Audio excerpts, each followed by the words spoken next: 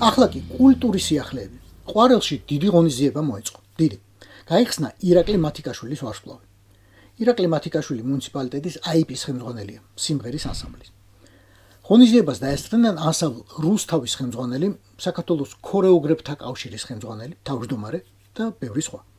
განსაკუთრებით გამორჩეული სტუმარი კი იყო პროჭორილური პარლამენტის წევრი დავით მათიკაშვილი, ბატონი ირაკლის შვილი, ხოდაშურის.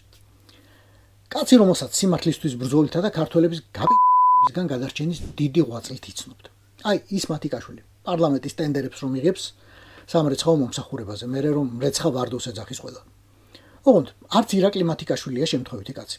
ბევრი წელია ყვარლის კულტურას ემსახურება და გამოირჩევა უთხოვარი პოლიტიკური ალღოთი და გემოვნებით.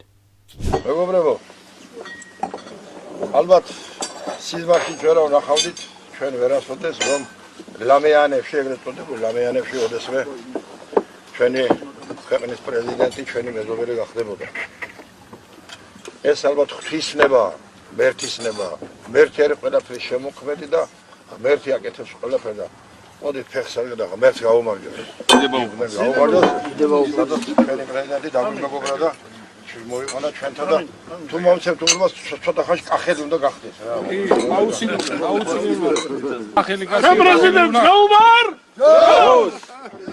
აი, ეხლა არის ჩვენი მეზობელი კახელი კაცი. ყოველთვის მეგონა რომ კახელი ვიყავ. ეხლა დავწვი.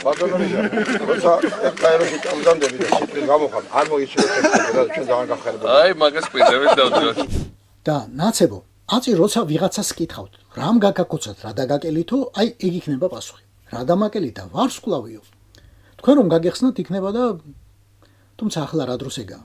გილოცავთ ბატონო ირაკლი, თქვენი საყვარელი მეზობლების ჯანმრთელობასა და გამარჯვებას გისურვებთ. აი თქვენ რომ თამადობდით და მთელი გულითა და ნაღდი კაცური სიალალით რომ ადღეგზელებდით. იმათი.